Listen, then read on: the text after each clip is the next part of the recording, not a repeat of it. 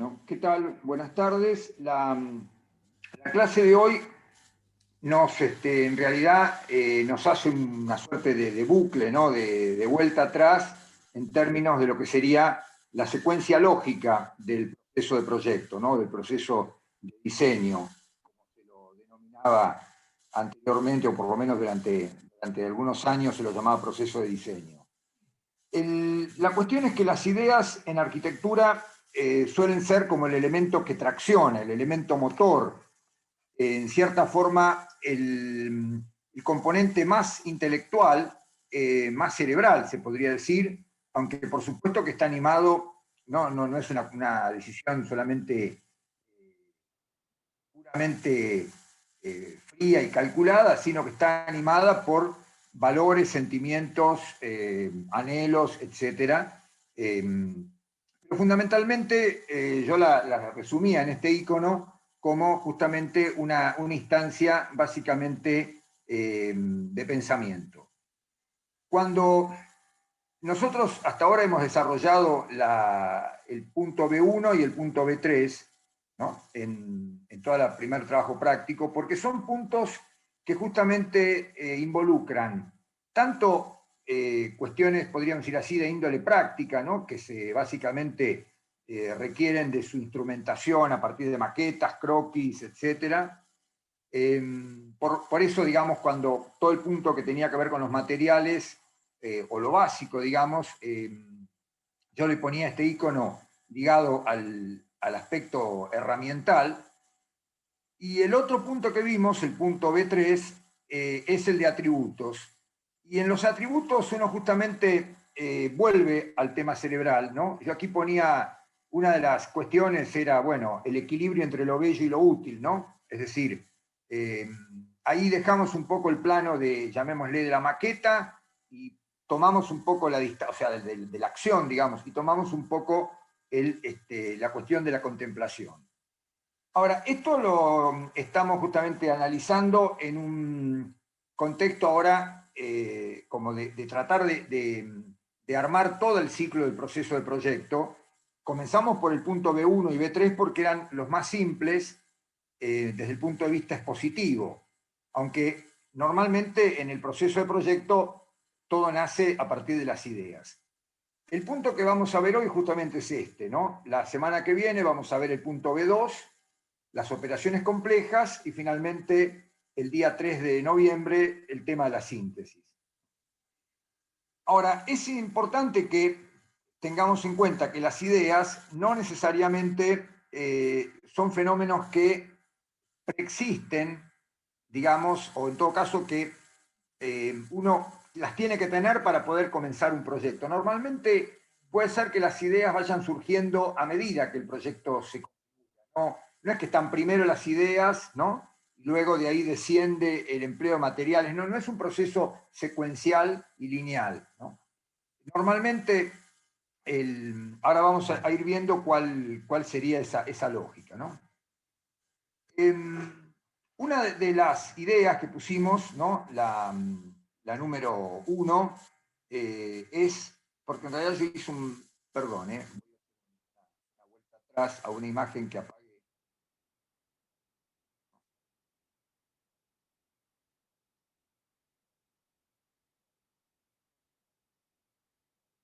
Aquí vemos, ¿no? Las 10 ideas que en realidad no son las únicas, obviamente. Digamos, pueden haber más y pueden estar expresadas de otra manera, pero digamos, la primera es incorporar ámbitos, actividades o relaciones no previstas en el programa, ¿no? Entonces, el ejemplo que yo tomaba era esta escuela de Hannes Meyer, que se trató de un concurso para la ciudad de Basilea, en el cual el comitente tenía un terreno, que aquí lo pueden ver, es donde está esta escuela en forma de L, con este patio, ¿no? Este es el terreno, como pueden ver, es un entorno muy abigarrado, acá hay una iglesia, ¿no? Pero fíjense el ancho de las calles y la estrechez del lote, ¿no? Aquí, si bien aquí hay un parque, pero digamos en las cercanías inmediatas es un entorno realmente apretado, ¿no?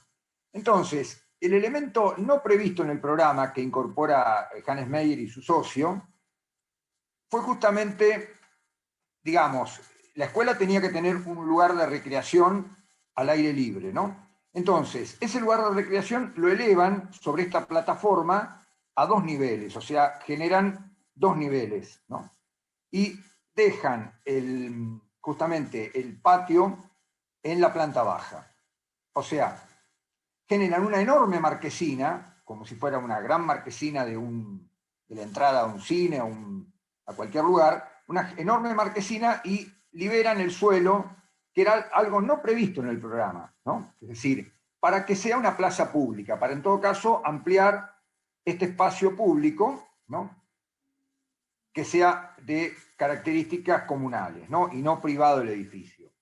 Esto es justamente una de las ideas. El equipo que ganó el concurso no siguió ese criterio porque en definitiva la idea de Hannes Meyer para ese momento era muy radical, era, digamos, muy atrevida y, digamos, ganó un proyecto más convencional, si bien tiene, como les podemos mostrar, muchos elementos en común. O sea, él hizo un patio a nivel cero, lo rodeó por una tapia, por un muro de contención que separó claramente el espacio privado de la escuela al aire libre del espacio urbano, ¿no?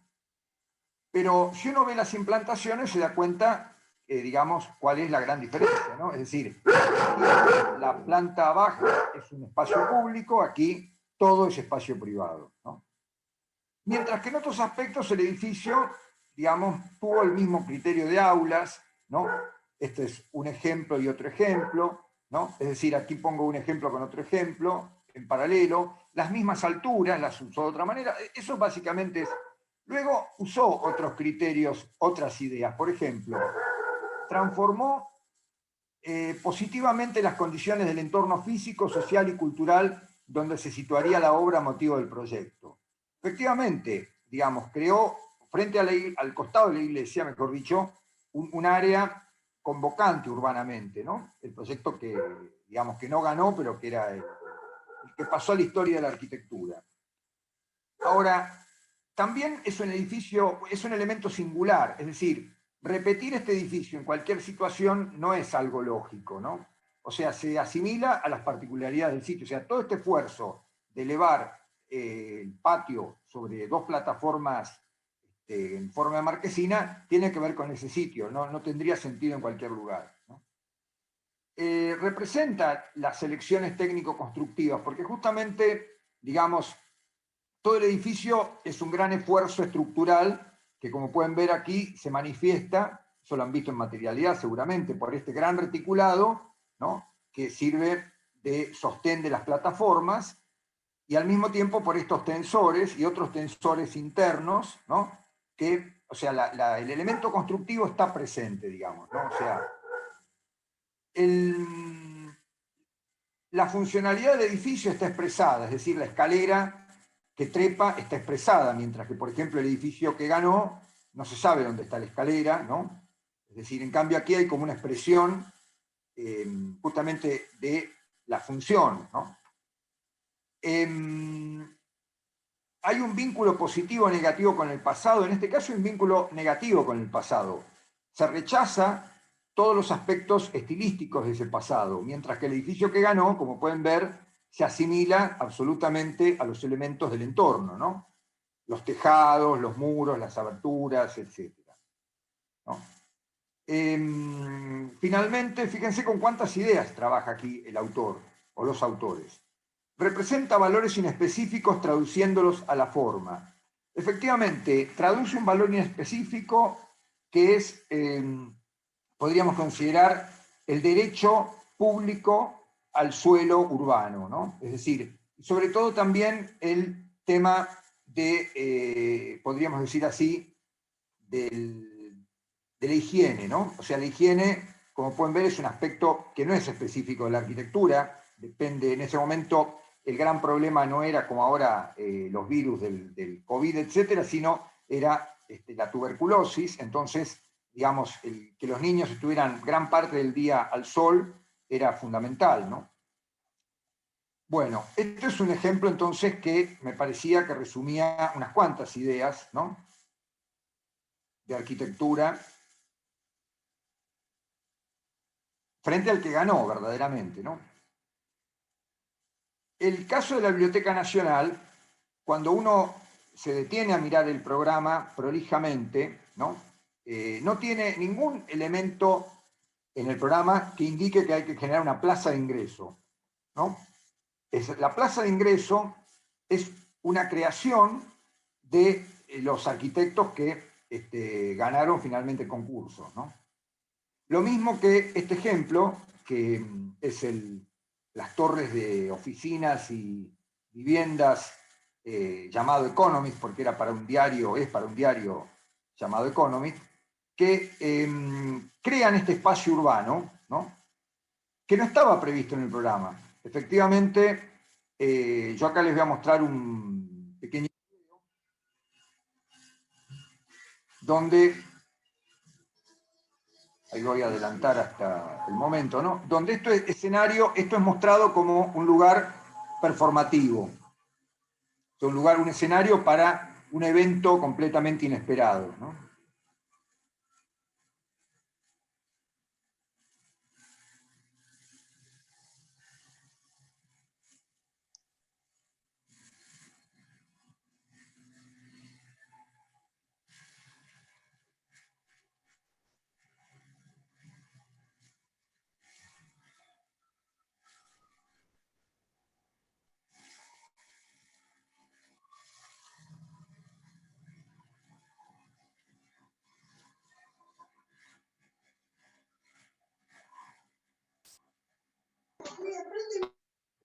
Bueno,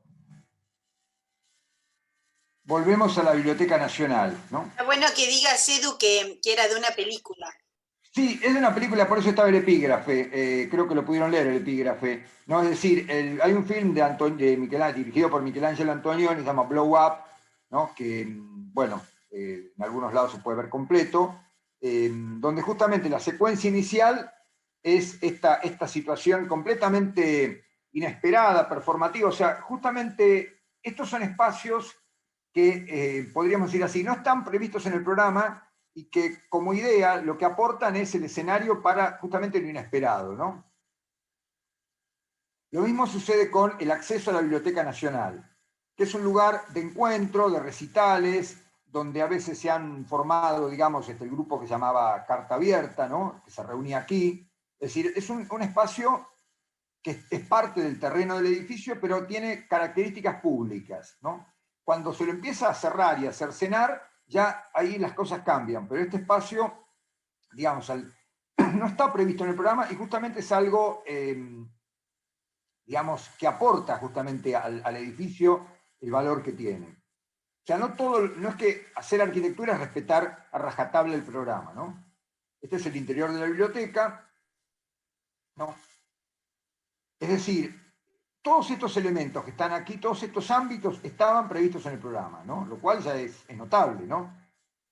Pero luego aparecen lugares como, por ejemplo, un museo de sitio, que se crea, que no estaba previsto, pero es una idea que tienen que sea un lugar de evocación de la tradición de la Biblioteca Nacional antes del momento en que se muda a esta sede, ¿no? Cuando uno lee el programa, después lo puede mirar tranquilamente, encuentra por completo, o sea, datos de cómo tiene que ser cada local, pero no datos de lo que tiene que ser justamente este lugar, ¿no?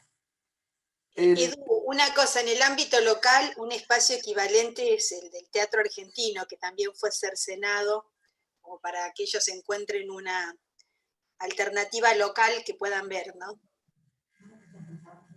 Claro, exacto. Bueno, este es un edificio de Kevin Roche que justamente tenía que ser un edificio de oficinas y lo que planteó es una suerte de gran plaza cubierta, de gran invernadero cubierto, en una ciudad que tiene un clima en invierno muy riguroso y muy caluroso en verano, entonces es un lugar tan, digamos, vivible tanto en verano como en... Disculpe, pero no lo estamos viendo. Disculpen, Ah, no, no, no lo perdón, estamos viendo. perdón. Se ven todas las diapos y estamos en la 9. No, porque el problema es que evidentemente yo cambié, claro, ahí está el problema, yo cambié a... Ahí, ahí. Entonces vamos a ver una escena anterior, ahí, ¿no? Para que vean más o menos el... Ahí sí lo están viendo. Es decir, este edificio, que aquí lo pueden ver un poquito antes, ¿no? Tiene un corazón, digamos, o sea, se organizó de tal manera que las oficinas envuelven un gran atrio, que no era una idea que estaba prevista en el programa. Es decir, aquí es donde justamente hay ideas arquitectónicas que muchas veces pueden estar inducidas por el comitente, o a veces son ideas que surgen de los arquitectos que se las ofrecen al comitente como alternativa. Si el comitente, digamos, las acepta, se pueden desarrollar. Porque obviamente, si esta idea no fuera viable, hay que, evidentemente, cambiar el proyecto, porque no tendría sentido hacer todo este esfuerzo si uno no va a generar una plaza cubierta, ¿no? Haría otro tipo de edificio.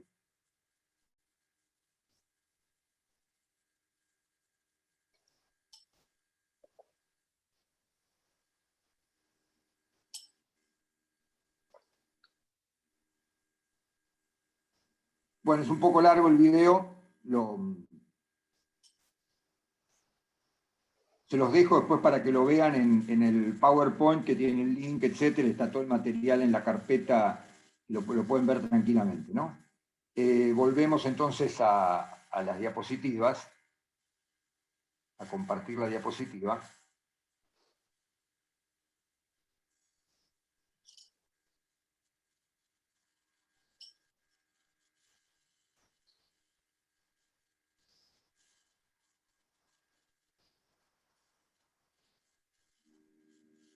Bueno, un ejemplo de un ámbito no previsto en el programa es cuando sale a concurso digamos, en su momento se lo había denominado monumento, pero los autores justamente dijeron, no, esto no tiene que ser un monumento en el sentido de solo un elemento contemplativo, sino tiene que ser justamente un ámbito para, digamos, conmemorar a los muertos y desaparecidos durante el periodo 75-83 en la Facultad de Arquitectura, o sea, en los prolegómenos de la última dictadura y durante la dictadura fundamentalmente, sino tiene que ser un ámbito como el que nosotros conocemos, o ustedes han visto durante el breve periodo del curso introductorio, ¿no? O sea, ellos lo concibieron como un lugar de encuentro, de charla, de convocatoria, etc., ¿no? Y no estaba previsto justamente eso en el programa. Aquí está en el rojo, ¿no? Señalé justamente, no aspiramos a la representación simbólica tradicional de elevación contemplativa, no queremos pedestales, preferimos hacer un lugar contra el olvido, ¿no? O sea, es una redefinición del programa a partir de aportar una idea, ¿no? Es decir, se propone como rótula de los movimientos del patio y como centro de atracción y reunión de todo el deambular espontáneo errático, ¿no? Ahí tienen inclusive todo el link de todo el material de este. Ustedes lo han analizado, los que hicieron este año el curso introductorio, lo han analizado en el curso introductorio en el esquicio que dimos de teoría, ¿no? Dina Bobardi proyecta en San Pablo un museo, que ya lo hemos visto en alguna otra oportunidad, y justamente sus dibujos muestran el interés que ella tenía, no solamente porque el edificio albergara colecciones en las plantas superiores e inferiores, sino que el nivel cero, y un poco lo que Ana comentaba del teatro argentino, fuera un ámbito de eventos espontáneos, o sea, eventos que no estaban planificados, o podían planificarse, pero que no tenían, digamos, la lógica de estar organizados al aire libre. Podía ser, digamos, cuestiones completamente espontáneas. Aquí vemos un sentido performativo del edificio, ¿no? Donde se ven cada uno de los pisos, las actividades, ¿no? Y ahí donde está esa especie de víbora es la plaza pública, ¿no? El tema de transformar las condiciones del entorno físico. Cuando en el año 81, más o menos, 80, 81, el equipo de Vinograd, Germani, etcétera, bares, hacen una propuesta para el área del abasto. No era como ahora un shopping center, sino iba a ser un centro cultural que estaba destinado a digamos, mejorar las condiciones de todo el entorno, que estaba muy degradado en ese entonces, y no, digamos, con una lógica de desplazar a los habitantes locales, ¿no? Lo que se llama gentrificación, sino en todo caso para mejorar también las condiciones de toda el área circundante, ¿no? Algo que luego no tuvo lugar y se convirtió en lo que es ahora, que es como pueden ver a la izquierda, es un shopping, ¿no? Con una serie de torres para venta o alquiler, ¿no? Este es el proyecto del estudio, digamos, de Bares, Charrier, Germanius, Vinograd. Justamente la idea era entonces que el edificio mejorara las condiciones de este entorno físico, natural, este entorno social, ¿no? En el cual se iba a implantar la obra, ¿no?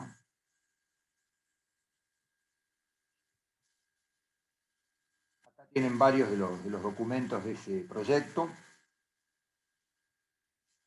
El caso, por ejemplo, más reciente, porque esto que estaba hablando era del año 80 y, digamos, 40 años después prácticamente, nos encontramos con este proyecto de Alejandro Aravena, que con, digamos, la excusa de hacer un edificio que es para el Banco Interamericano de Desarrollo, plantea un conector, un enlace entre la Villa 31 y el centro de Buenos Aires, ¿no? Entendiendo que de esa manera, digamos, los habitantes de la villa, que lógicamente trabajan como servidores en los servicios para las áreas circundantes, además de, obviamente, de comercial, etcétera, para sí mismos y brindar servicios, pero normalmente una fuente de ingresos que tienen es trabajar para áreas circundantes, estén mucho mejor conectados a partir de este edificio pasarela, ¿no?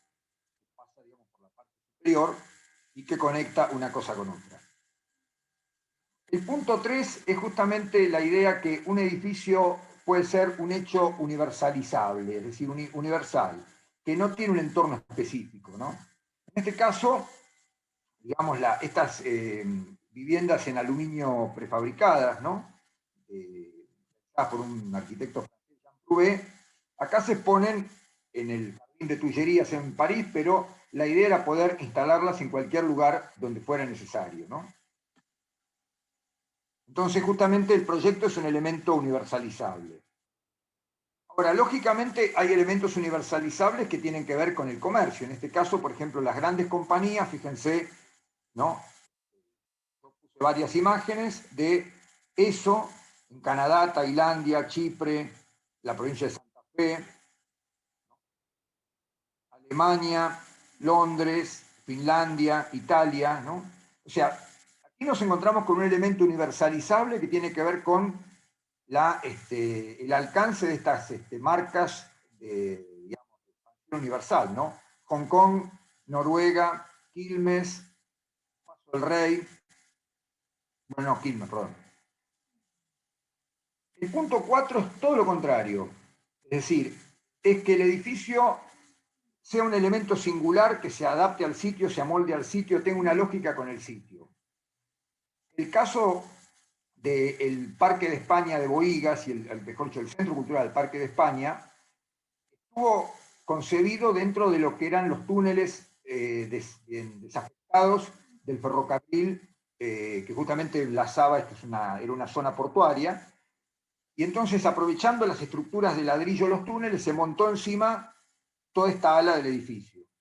La otra ala se construyó a nuevo, se consiguió una escalinata que vincula este punto alto, fíjense que acá hay una barranca muy importante, este punto alto de la barranca con este punto bajo que está prácticamente en la cota del río, y entonces uno podría decir que este edificio solo es lógico en este lugar, como la escuela que vivíamos de Hannes Meyer, o sea, no tendría sentido extrapolarlo de este lugar y ponerlo en otro entorno, salvo que el otro entorno tuviera la misma lógica. A diferencia, por ejemplo, este elemento puede ir en cualquier entorno porque está pensado para eso. Este elemento, en cambio, está pensado solo para este lugar o un lugar que sea prácticamente idéntico a este. Lo mismo pasa con este edificio, que es la sala de la Filarmónica del Elba, en Hamburgo, que primero se monta sobre un volumen existente, que era un depósito portuario transformado en estacionamiento y plano de acceso, y se monta por encima un edificio que tiene hotelería, salas de concierto, etcétera, y una plaza pública. Esto, digamos, solamente tiene su lógica aquí, porque fíjense que el edificio forma como una proa de barco en un entorno justamente, digamos, portuario, ¿no? No tendría sentido en cualquier otro entorno. Lo mismo pasa con este museo de Pei, de Yao-Ming-Pei. Está en Washington en una alineación monumental, aquí está el famoso Capitolio, y todos los edificios administrativos, ¿no? El edificio de justicia, la biblioteca, etcétera, ¿no? Que rodean. El museo es la ampliación de este museo, en realidad es la Galería de Arte, y justamente este edificio está absolutamente involucrado en el entorno, como pueden ver, es decir, está puesto al eje, toma las direcciones del entorno, tiene una materialidad blanca, similar a lo de los edificios existentes, con lo cual, digamos, este edificio en otro entorno sería un edificio, pero no tendría el valor. O sea, aquí es como hay una tensión del edificio, hay como una, podríamos decir así, una adecuación, una lógica, algo que lo hace absolutamente coherente con el entorno, ¿no? A este museo de Pei. Aquí pueden ver los gráficos, ¿no? Digamos, los bocetos de cómo se va generando esta idea, ¿no? O sea, el triángulo deriva no de un capricho, sino de esta diagonal que está aquí, que ya determina una alineación. Entonces busca, como hay otra diagonal del otro lado, una composición sobre este eje y otra diagonal, porque evidentemente había una idea de armonía con el entorno, ¿no? O sea, una idea que nosotros hoy vimos al final, ¿no? Vamos a ver la idea de, digamos, tener una empatía con el entorno. Entonces, el edificio está puesto a eje, ¿no? Como pueden ver, y esta diagonal no es caprichosa, sino que tendría que ser la opuesta para que esto quede un triángulo, ¿no? Isósceles, ¿no? Y a su vez compuesto con este otro triángulo que delimita estas otras dos direcciones importantes. ¿No? Y luego de ahí se derivan todas las operaciones que ustedes ya conocen, ¿no? Hacer una grilla, etcétera, etcétera, etcétera, ¿no? Bueno, que un edificio sea versátil y se pueda adaptar a situaciones cambiantes es también una cuestión fundamental, porque, digamos, muchas veces uno tiene que proyectar edificios genéricos, ¿no? Tal el caso, por ejemplo, de los edificios de La Plata. Acá tienen rayado en oscuro las manzanas que en el proyecto que hace el ingeniero Pedro Benoit con el Departamento de Ingenieros para la Ciudad de La Plata, se determinan que son manzanas en las cuales va a haber edificios públicos, ¿no? Entonces, esos edificios, digamos, se llaman a concurso en muchos casos, en algunos, bueno, los concursos quedaron desiertos, etcétera, pero con un esquema general. Bueno, iba a estar en una manzana que cuando se llama a concurso no se había decidido siquiera que tenía que ser de 120 por 120, entonces dijo, bueno, por las dudas que no pase de 100%. Entonces, efectivamente, los edificios, acá tienen los edificios del eje, ¿no? La municipalidad, el Teatro Argentino, la catedral, la legislatura, la Casa de Gobierno, el Departamento de Policía, que están todos ubicados, estos 6 a lo largo de este eje, ¿no? Departamento de Policía, Casa de Gobierno, legislatura, Teatro Argentino. Bueno, el Teatro Argentino reemplaza a uno existente que estaba en la misma manzana y que también tenía un carácter de edificio aislado. La municipalidad y la catedral, ustedes pueden ver que estos 6 edificios son absolutamente intercambiables, ¿no? Aquí pueden ver cómo justamente estos edificios se plantean como objetos, un poco como este esquema, ¿no?, de composiciones alternativas que plantea Durán, un teórico, que son edificios que pueden estar en cualquier manzana, ¿no? Y después para las manzanas rectangulares también vamos a encontrar situaciones genéricas, ¿no?, donde los edificios como la dirección de escuelas, tribunales, el Ministerio de Economía, el Ministerio de Obras Públicas, ¿no?, etcétera, están acomodados en manzanas que tienen en este caso ¿cómo se llama? 110 por 120. Las torres 1 y 2 de la municipalidad justamente responden a ese mismo criterio. Están en terrenos que fueron resultado de agrupar parcelas, ¿no? Y los dos edificios se plantearon como objetos intercambiables, ¿no?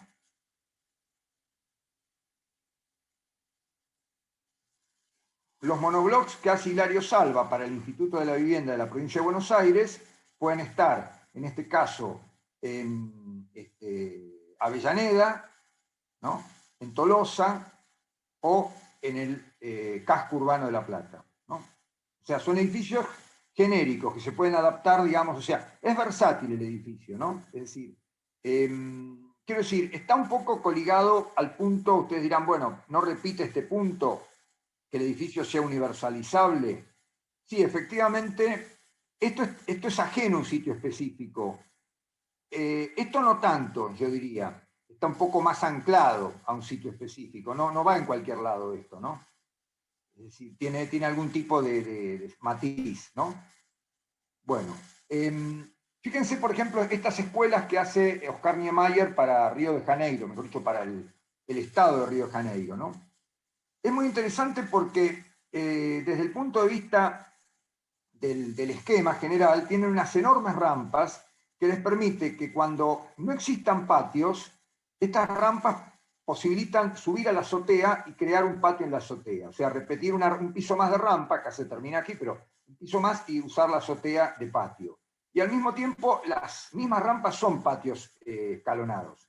Y ustedes pueden ver hoy cómo estas escuelas se van adaptando a distintos terrenos, ¿no? Tienen piletas, ¿no? Algunas están abandonadas, o sea, algunas están en barrios degradados, otras en barrios más pudientes, digamos, pero justamente el edificio tiene esa enorme versatilidad, ¿no? de adaptarse, lo cual es una virtud, porque siempre se nos dice en la facultad, no, el edificio tiene que estar en relación al entorno, bueno, pero a veces no. A veces hay que generar lo contrario, ¿no? Fíjense la multitud de matices que tienen cuando lo miran tranquilos, que tienen estos ejemplos, ¿no? En este caso, como pueden ver, se utiliza la azotea porque el lote no tiene posibilidades de expansión, entonces está condensado, o sea, este techo que está aquí, ¿no? Lo coloca arriba, es decir, ese es el criterio más interesante. O sea, en algunos casos ustedes pueden encontrar que justamente este salón polivalente que está aquí, ¿no? Adaptado, con una luz un poco más estrecha, está colocado por encima de la escuela, ¿no? Los pabellones que ustedes están analizando ahora, justamente, y no lo quiero spoilear, tienen esa cualidad, ¿no? Es decir, de la versatilidad, ¿no? En este caso, el edificio que se hace el último edificio que se hace para Exactas, digamos, buscó separarse de esa igualación, ¿no? Bueno, el punto 6. La cuestión de lo técnico constructivo, ¿no? Y vuelvo a estos ejemplos de viviendas prefabricadas, ¿no? O sea, lo técnico constructivo puede estar expresado o no estar expresado, ¿no? Es decir, lo vimos como atributo, ¿no? Pero justamente es una idea que puede determinar que existe ese atributo, que predomine ese atributo, porque una de las cuestiones fundamentales es que estas son ideas y luego los atributos, las estrategias, etcétera, se van acomodando estas ideas para que justamente jueguen coherentemente en el proyecto, ¿no? Volvimos a las viviendas de Prouvé, donde cada elemento uno puede encontrar que está expresando, digamos, digamos, la materialidad no está ocultada, no está negada, ¿no? Si es chapa de acero, es chapa de acero, no tiene ningún revestimiento, ninguna pintura que lo disimule, etcétera, ¿no? Aquí está de nuevo en Jardín de Tullerías. Esto también es de Jean Prouvé, que es un arquitecto, acá tienen el link, es un arquitecto muy interesante por el tipo de desarrollos que hizo de prefabricación con buena calidad arquitectónica. Lo opuesto sería cuando el edificio es absolutamente autónomo de la materialidad. En ese sentido, un arquitecto que lo expresó de manera muy provocativa fue James Stirling, ¿no? Es decir, envolvió todo este edificio en cerámica, ¿no? Igualando muros losas, etcétera, ¿no?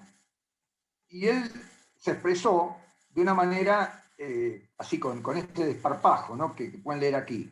La estructura es algo que sostiene a un edificio y evita que se caiga. Con lo cual la relega a un rol completamente secundario, ¿no? No le interesa que se exprese, no le interesa nada. Y después agrega, dejé de creer en la filosofía de Frank Lloyd Wright de la verdad de los materiales. Frank Lloyd Wright señalaba que la madera tenía que mostrarse como madera, que el ladrillo como ladrillo, no había que ni siquiera barnizarlo, ni pintarlo, ni nada por el estilo, ¿no? O sea que expresarlo tal cual salía del proceso productivo, ¿no? Dice, cuando vi por primera vez un edificio de Palladio, en el que las columnas descascaradas mostraban estar hechas de ladrillos y no de piedra o mármol, como yo había inferido ingenuamente de los libros. Convengamos que en la época que estudió Stirling, los libros tenían unas fotos blanco y negro muy limitadas, comparadas a las fotos que hoy podemos ver, ¿no? Bueno, justamente él dice, mi actitud respecto a las estructuras, vuelve, ¿no? En particular como elemento de diseño, tiende a ser bastante ad hoc, o sea, ad hoc quiere decir que se adapta a lo que sea, ¿no? Y expeditiva. Y habitualmente me las arreglo para impedir que se entrometa en la solución arquitectónica. Creo que a los arquitectos les será cada vez más necesario no depender de la mera expresión de las técnicas constructivas para hallar la solución arquitectónica. Las consideraciones humanísticas deben seguir constituyendo el medio fundamental para el desarrollo de un proyecto. Fíjense que aquí Stirling establece una postura radical, que ustedes pueden estar o no de acuerdo, pero es una idea y es una postura. Es decir, esto es lo importante que tengamos en cuenta. Reconocer estas posturas, reconocer estas ideas, estemos o no estemos de acuerdo, ¿no? Ahora, el tema, por ejemplo, de la autonomía formal viene en realidad del Renacimiento, porque esta obra, que es una iglesia de Alberti, ¿no? Digamos, característica por sus proporciones, como pueden ver, ¿no? Por su trazado geométrico que la contiene. Alberti decía en su libro, justamente, que sería como el arte de edificar, ¿no? De reedificatoria. O lo que tiene que ver con la cuestión de la edificación, ¿no? Con el dominio de la edificación. Dice, la arquitectura en su conjunto se compone de diseño y construcción, ¿no? Entonces, justamente, en cuanto al diseño, todo su objeto y método consisten en hallar un modo exacto y satisfactorio para adaptar entre sí y conjuntar líneas y ángulos. Con lo cual queda enteramente definido el aspecto del edificio. Aquí lo tienen a la derecha, ilustrado con esta fachada, ¿no? La función del diseño es pues la de asignar a los edificios y a sus partes una posición apropiada, una proporción exacta, una disposición conveniente y una ordenación agradable. De modo que toda la forma y figura de la construcción repose completamente en el mismo diseño. El diseño no contiene en sí nada que dependa del material. Más bien es de tal modo que podemos reconocer un mismo diseño en variados edificios, en aquellos en los que se manifiesta una sola e idéntica forma, ¿no? O sea, fíjense, para resumirlo, aquí no sabemos si esto va a ser de piedra, de ladrillo revocado, de qué piedra va a ser, ¿no? De lo que fuera. Es decir, a Alberti eso no le interesaba, por eso, digamos, es autónomo respecto a la materialidad. Y uno podría considerar que eso es una idea equivocada o no, pero es una idea. De hecho, ha gobierna muchos proyectos. Por ejemplo, el caso a la izquierda es el Centro Reina Sofía de Jean Nouvel, y a la derecha, pocos años después, el proyecto del estudio Bares, Schnack, Becker y Ferrari, para lo que se conocía como la ballena azul del Centro Cultural Kirchner. Este es el render del año 2007, que lo muestra justamente con una textura muy afín a la de el Reina Sofía. El Reina Sofía está hecho con una fibra, con una resina poliuretánica, cuyo costo y disponibilidad en el medio local eran inalcanzables, ¿no? Entonces, este material estuvo, alternándose ideas, podía ser acero, podía ser plancha de acero naval, etc. Hasta que finalmente se hizo de hormigón. Pero en vista de la irregularidad del colado del hormigón, finalmente se lo revistió en una malla, ¿no?, que hizo que ya de azul no quedara nada, ¿no?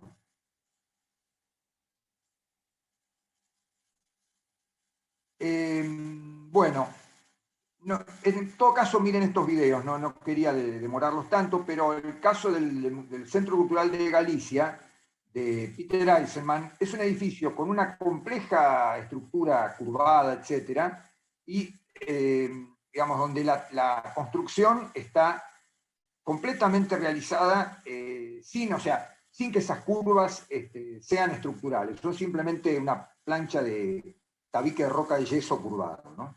Lo miran tranquilos después. El tema de la funcionalidad del edificio. Aquí es una fábrica de tabacos en la cual, digamos, el descenso del producto ya elaborado para su empaquetado y distribución se realiza por gravedad. Entonces uno ya de entrada empieza a ver estos puentes que tienen que ver con la descarga del producto elaborado, empieza a ver escaleras, empieza a ver puentes de conexión entre el área administrativa y el área de la producción. Es decir, empieza a haber áreas que están aventanadas porque tienen locales que no requieren una luz plena. Esto es un lugar que tiene luz plena para poder trabajar justamente aprovechando la luz diaria, porque es un trabajo que requiere buena luz diaria, este no, etc. O sea, la funcionalidad del edificio está absolutamente expresada, como lo vimos hoy en la escuela de Hannes Meyer, con la escalera que trepaba, etc., ¿no?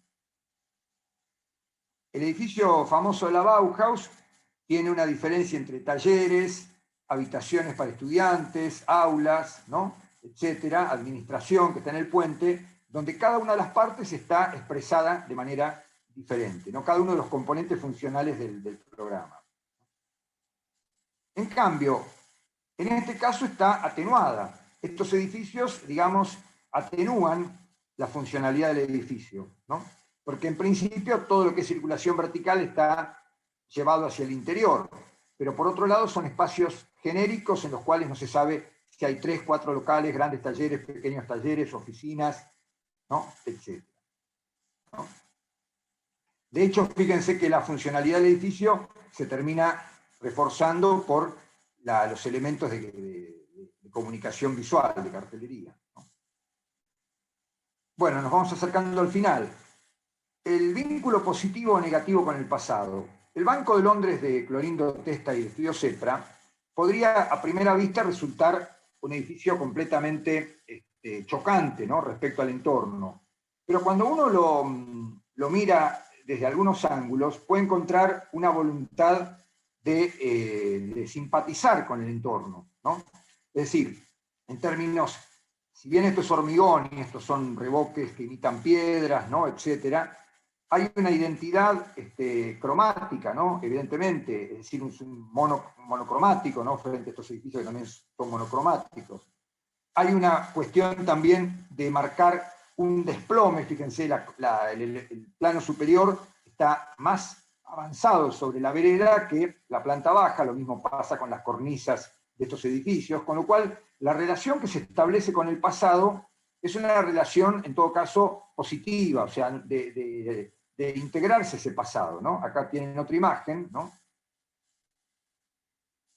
Y fíjense que la voluntad, o sea, el edificio después, en otros aspectos, produce un quiebre fundamental en cuanto al tipo de relación interior-exterior, etc. Pero justamente esto es algo de las ideas de arquitectura, de ser sutiles, ¿no? O sea, de establecer justamente algunas cosas donde uno quiere tener relación, otras donde se quiere separar, etc., ¿no?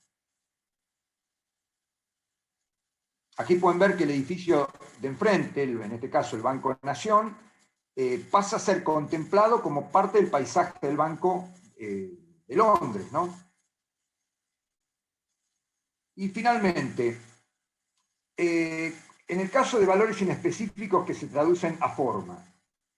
Esto es un museo que Pablo Beitía realiza para la Fundación Pan Club, que tiene la obra del pintor, o artista, mejor dicho, más que pintor, del artista Sul Solar.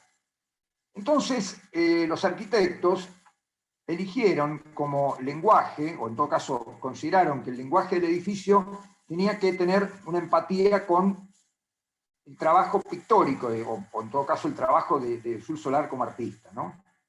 Es decir, uno podría ir encontrando, yo puse algunas imágenes al azar, algún tipo de, entre estos entrelazamientos que tiene o sea, convengamos que Sul Solar comenzó a estudiar arquitectura, luego abandona la carrera y se dedica a ser un artista visual, pero al mismo tiempo un artista, digamos, multitask, como se dice ahora, ¿no? Aquí tienen otra obra u otra obra, ¿no? O sea, uno podría encontrar en la obra de Sul Solar las fuentes que utiliza luego Pablo Beitia para hacer el edificio, ¿no? O sea, él está tratando de representar aquellos valores que están fuera de la arquitectura, en este caso están en la representación pictórica. En este caso, por ejemplo, es el nuevo edificio que está en construcción para la Facultad de Ciencias Exactas, que lo hace Rafael Viñoli, y justamente tratar digamos, de vincularse a algún aspecto de qué es lo que hacen los científicos, ¿no? Entonces se llama cero e infinito, porque justamente, ¿no?, es esta idea de representar el cero, ¿no?, y el infinito en la planta, ¿no? Uno podrá considerar que es un poco ingenua la idea, puedo estar de acuerdo, ¿sí? Pero en definitiva es un argumento de proyecto. Esto justamente es lo que las ideas son, exactamente eso, argumentos de proyecto, ¿no? Bueno, y para terminar, lo que quiero aclarar es, como escribió Domingo Faustino Sarmiento, las ideas no se matan, ¿no? Es decir, esto es importante porque uno tiene que justamente poder defenderlas, poder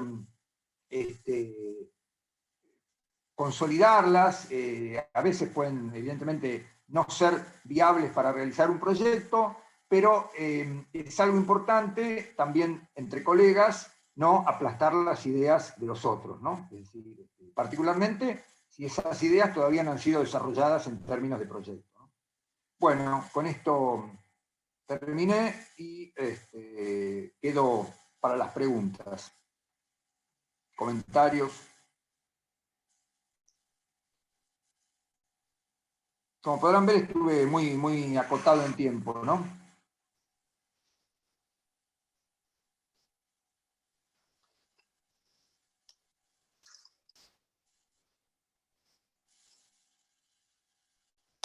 Denso. Sí, porque bueno, el problema es que Sarmiento, ahí lo pueden después mirar tranquilo en la diapositiva, pueden googlear, etcétera. Sarmiento estaba yendo al exilio en Chile, porque había tenido una disputa, él escribía en el diario Chile, y había tenido una disputa con el gobernador, que era un personaje bastante poderoso, etcétera, de la provincia, y digamos, lo perseguía, etcétera, etcétera. Y entonces salirse al exilio, porque en ese momento, bueno, la Argentina todavía no estaba organizada digamos, como un país democrático, digamos, liberal, ¿no?, sino había bastantes rasgos de autoritarismo, digamos, señaló eso, ¿no? Es decir, las ideas no se matan. Muy vinculado a la expresión verbal y escrita, ¿no? Obviamente. Claro. Eduardo trata de hacer una metáfora de eso vinculada al proyecto, pero las ideas deben ser defendidas, sumaría yo también, ¿no? Y deben de ser defendidas con argumentos. Esos argumentos, un poco lo que mostró Eduardo, es la diversidad de lugares de los que vienen, ¿no? Vinculados a la estructura, vinculados a los materiales, vinculados al sitio, vinculados a muchas cosas. Y a veces yo diría que no solo hay una idea para un proyecto, sino que hay muchas ideas, ¿no?, en las que uno aporta para el desarrollo de un proyecto. Y creo que a lo largo de todas estas clases, teoría lo que ha tratado es un poco de abrir la mirada a esa multiplicidad de razones en las cuales el arquitecto debe poner el ojo para pensar los problemas de la arquitectura. Así que bueno, estaría bueno si alguno de ustedes puede sumar algo. Ahí Juan Aranda dice, tuve la oportunidad de ir varias veces al Banco de Londres y es impresionante las sensaciones que provoca en su entorno y en el interior, ¿no? ¿Qué decís, Edu? Sí, efectivamente, es decir, El edificio, yo lo que mostré hoy nada más, porque mostré un aspecto del Banco de Londres solamente, es que, digamos, obviamente el edificio es una máquina, es eso, es como una gran máquina de sensaciones, digamos, a lo largo de las distintas horas del día, ¿no? También cuando varían las condiciones lumínicas, porque el edificio, digamos, tiene esa cualidad, ¿no? La de absorber la luz del entorno, los reflejos, ¿no? Las sombras, etcétera. Y justamente lo ponía por esa cualidad de dialogar con el entorno, porque en todo caso esta cuestión de oponerse o tener empatía es reconocer el entorno, ¿no? Es decir, a diferencia de algunos edificios que yo les planteaba, bueno, este edificio se genera como un objeto, como la estación de servicio. La estación de servicio, lamentablemente, se genera como un objeto que después va a parar a cualquier entorno, ¿no? Y se adapta como se adapta, no se sabe cómo se adapta, es decir, porque está generada de la misma manera para Tokio, para Hong Kong, para Buenos Aires, para Brasil o para Perú, ¿no? Entonces, ese objeto, digamos, no tiene empatía con el entorno. Después es como que el azar lo vuelve, ¿no? El destino lo vuelve más amigo del entorno, pero no hay una intención arquitectónica de vincularse con el entorno. O sea, no lo reconoce porque no lo conoce. O sea, digo, no se sabe dónde va a caer ese edificio. Es una cosa genérica que no se sabe dónde va a aterrizar, ¿no? Entonces, en el caso de este edificio, el Banco de Londres, Clorindo Testa y Cepons sabían exactamente cuál era el lugar donde iban a trabajar y hacen un reconocimiento en el cual dicen, bueno, es bueno que ciertos elementos del entorno participen del edificio. Es bueno que el edificio se destaque del entorno en el sentido que no vaya a imitar la columnata de los edificios del pasado, etc. Pero sí, eso es lo que yo creo que es reconocer algo con el cual uno se puede oponer o simpatizar, pero en todo caso reconociéndolo. El caso de la estación de servicio genérica no reconoce nada porque no tiene acceso a conocerla, ¿se entiende? Porque está generado como una cosa que va a salir disparada a cualquier lugar del mundo. Ahora, como arquitectos tenemos que saber que esas dos posibilidades son dos alternativas que existen, porque en algún momento también nos va a tocar hacer edificios que no tienen entorno específico, ¿no? Y no vamos a saber, y no vamos a poder pensar, en lo que sí, en todo caso, vamos a tener que ver cómo hacemos un edificio que no sea agresivo, ¿no? En ningún lado, por ejemplo, ¿no? O sea, que sea un objeto que pueda ser, digamos, aceptable en cualquier lado, ¿no? Yo diría, eso sería un poco el desafío, ¿no? Como idea.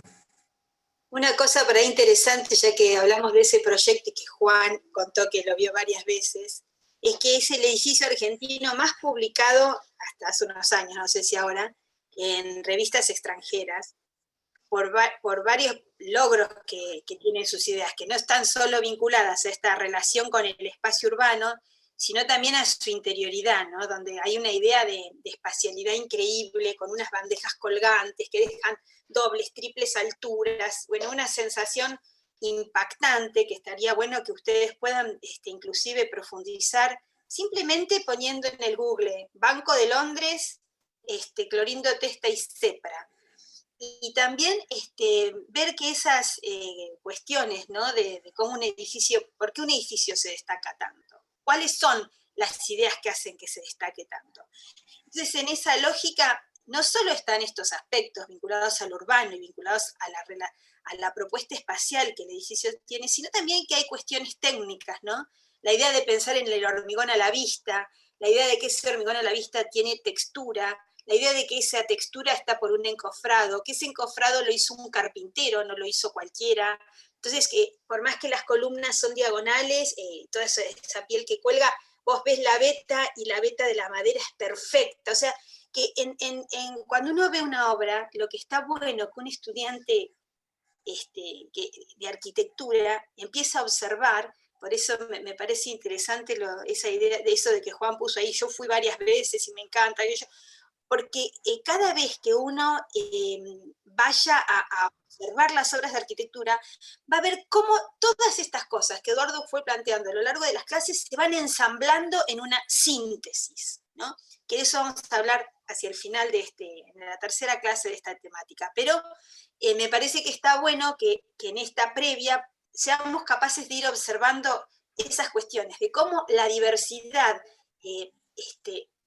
las diversas ideas que soportan un proyecto desde distintos múltiples ámbitos, urbano, espacio, forma, técnica, construcción, todo termina en un todo único, en una síntesis, que es un poco la que uno ve en esta visita, por ejemplo, que ha hecho Juan al edificio y que le ha llamado tanto la atención. Entonces, quiero decir, vayan agudizando el ojo, para que realmente sean capaces de ver como todos estos aspectos. Creo que teoría, si aporta algo, es un poco a esta cuestión de la comprensión, del análisis, de la verificación de la diversidad del proyecto.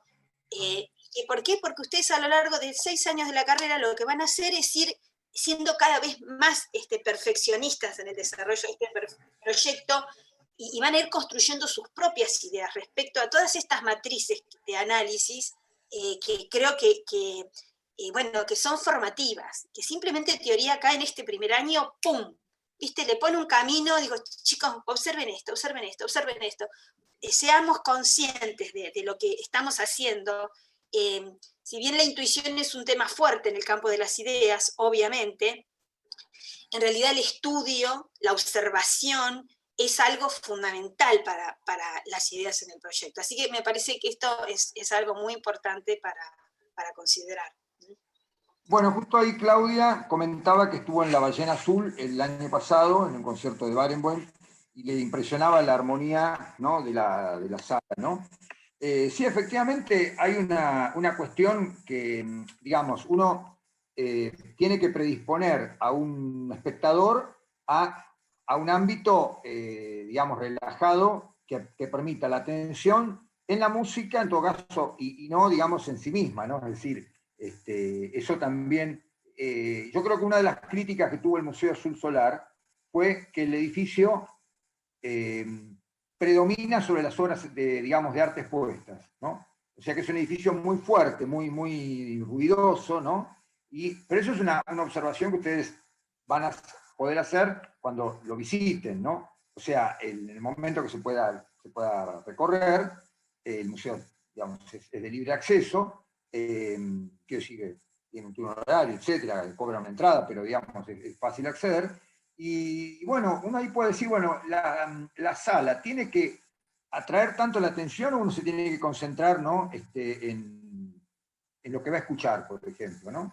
Vos dijiste Museo de Sur Solar, Edu, hoy. El Museo de Sur, claro, pero la sala de La Ballena en ese sentido es un ámbito sereno, es decir, es un ámbito sereno, yo diría, armónico, ¿no?, efectivamente, que predispone justamente a la paz, ¿no?, sí, un ámbito tétrico, digamos, tenso, amenazante, ¿no? Hay varias cuestiones ahí también pensando en las ideas, ¿no? Porque, digamos, uno dice la ballena azul, en realidad la ballena azul está anclada en el centro de un vacío. Con Eduardo, Omar, pudimos trabajar en ese proyecto en la parte del restaurante, ¿no? Pero José también estaba.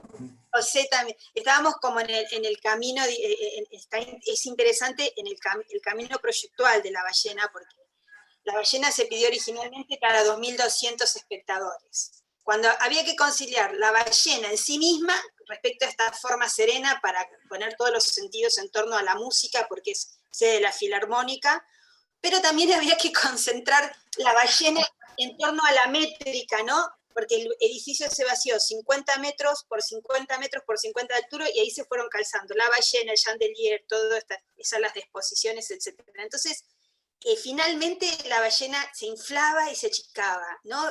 Querían hacer la sala más chica para que armonice mejor en el vacío, pero finalmente, bueno, había una puja, ¿no? Porque tiene que tener 2.200 espectadores, entonces se fue inflando y fue llegando muy cerca a los bordes. Entonces no está, si bien ha quedado aislada dentro del gran vacío, y está buenísimo que puedan también hacer una visita a ese lugar, a veces desde los talleres de arquitectura o de historia también se hacen visitas ahí. De pronto uno ve que la relación entre el lleno de la ballena y el vacío del edificio a veces es como muy próximo, ¿no? Y hay tensiones, así que digamos, cómo conciliar los sistemas de proporciones, la idea de lo nuevo con lo existente, la cuestión del espacio, la cuestión de la forma, ¿no? De pronto un cubo perfecto de 50 metros de ancho por 50 de alto por 50 de longitud, digamos, como dentro de ese cubo, dentro de una forma medio híbrida, que se la nombró ballena porque parecía chancho, en un momento decían el chancho en vez de la ballena. Entonces, bueno, es como muy interesante cuando uno está en la cocina de esos proyectos y también puede ver la construcción como de todos estos hilos, ¿no? Y también respecto a la terminación, porque las terminaciones, esto que Eduardo un poco planteó la primera imagen cuando fue la del concurso, que se pintó de azul y se parecía a la del Reina Sofía, después fue mutando en un montón de cosas. Se pensaron en estuco, se viajó para ver cuál era el mejor estuco para ponerle, porque el estuco se pensaba que era como... Entonces visitó otro museo en España para... ¿Cómo es que se llama el otro museo, Edu? Al que fueron a visitar. El otro museo en España, tan importante, el otro gran museo español. Bueno, ahí estaban los estucos con una ampliación. El del Prado. El del Prado, eso.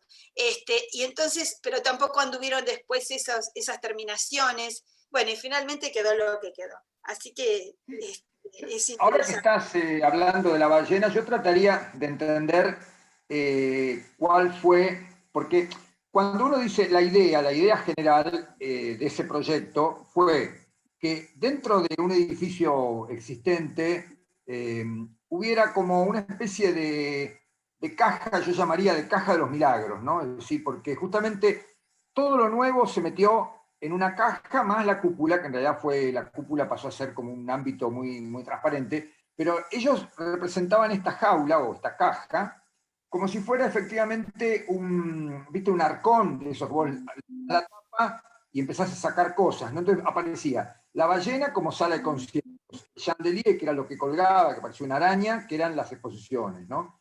Entonces todos esos elementos estaban como contenidos en esa caja, ¿no? Y luego el resto del edificio era un edificio que ya preexistía, que se le hacían razonablemente algunas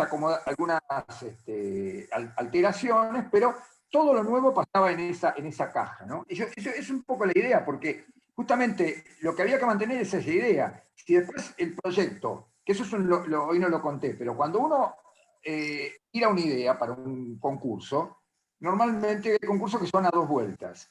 Entonces, dicen, qué buena idea que tiene esta gente. Te dicen, pase a segunda vuelta. No se te ocurra cambiar la idea porque te dejan afuera, ¿no? ¿Está claro? O sea, uno después acomodará, como dice Ana, después verás, no, porque la sala es chica, pero esto es grande, porque uno recibe críticas, y la cuestión es sostener esa idea, porque si esa idea se desarma, se acabó el proyecto, ¿no? O sea, si la sala, que era una forma así, pasa a ser un paralelepípedo ubicado en otro lado, se abandonó la idea, ¿no? Que, ojo, ustedes como estudiantes siempre dicen, el docente me cambió la idea muchas veces, ¿no? Eso es una de las cuestiones, por eso que uno tiene que tener claro cuál es la idea y qué es la idea que uno quiere defender, ¿no? Ahí les pasé un link para que vean, tomado de internet, ¿no? Para que por lo menos sepan a los que no conocen de qué estamos hablando. Después cópienlo y en casa profundícenlo. Creo que ya estamos, Ana, estamos en 1 hora y 4 minutos. Sí. Me parece que podemos ya ir cortando, así. Bueno, ¿cómo sería? Eso.